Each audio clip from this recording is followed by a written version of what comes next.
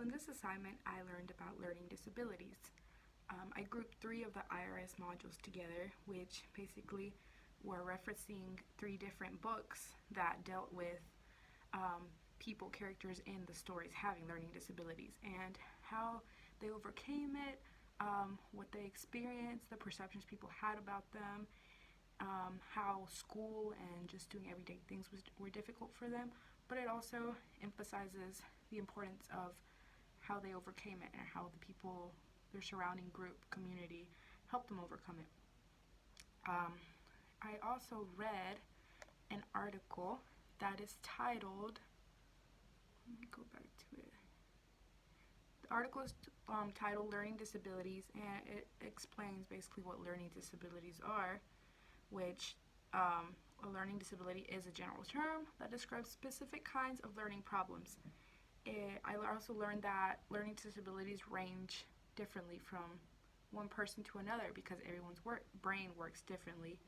I also learned that it is very common. It says 1 out of 5 people in the United States has learning disability. And it also gave me signs of how I can tell if a child may have a learning disability, because we know that it is easy as a teacher to spot out which students could possibly have a learning disability from an early age. So they may have trouble learning the alphabet, saying it. They may not understand what they read. They may struggle to express ideas in writing. They may have trouble remembering sounds that letters make or hearing the differences between words. They may have trouble following directions, mispronounce words, etc., different things. It also explained the evaluation process of a parent or a teacher suggesting that the child gets evaluated. Then eventually they would get an IEP, which is an individualized education program. And in that IEP, it just states the learning disability the child has and accommodations and modifications for that child to facilitate their learning. Now finally, I also watched a video that is titled Engaging Students with Learning Differences Early On, and I think out of all of the readings and articles and things that I was researching on, this was the most interesting and the most impactful to me, because it showed how a school called Henderson Inclusive Elementary School, it showed the steps, the procedures, what they were doing within that school to make learning possible for all of their students.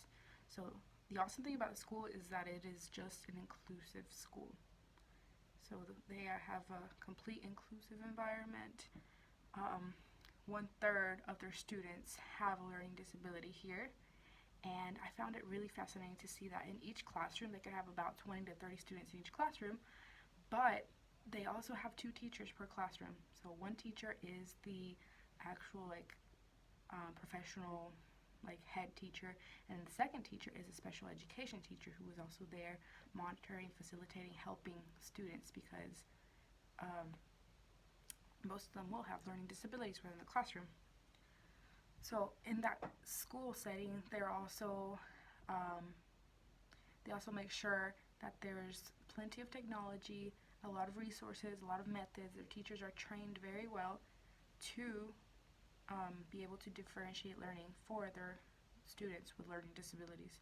So I saw that in that school they have iPads, they have audio books, they have manipulatives children can use. Like, the school is not focused so much on traditional teaching or traditional methods such as writing and orally saying things. They're more about manipulatives and technology assistant and all of those awesome things. So another thing that I found really interesting that I completely agree on is that this school found out that the arts can really help students out, especially students who suffer with dyslexia or dysgraphia, because the arts incorporate a lot of movement and a lot of hand-eye coordination that you don't have to write, or you don't have to talk. It gives you a different way to express yourself, which really helps students with learning disabilities.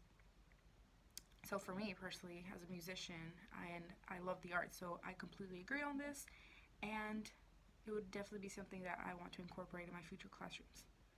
So from all of these articles, my big so what is that I, as a future teacher, have to be conscious that I'm going to have students most likely with learning disabilities.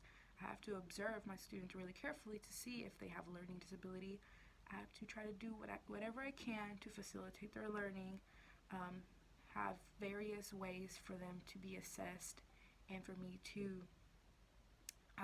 basically different ways for them to do homework, and not just make them do written things or just type things out or just handwritten tests. No, I want to incorporate different kinds of ways they can be assessed. Like if they want to do homework digitally, they can do that. If they want to watch a video, they can do that.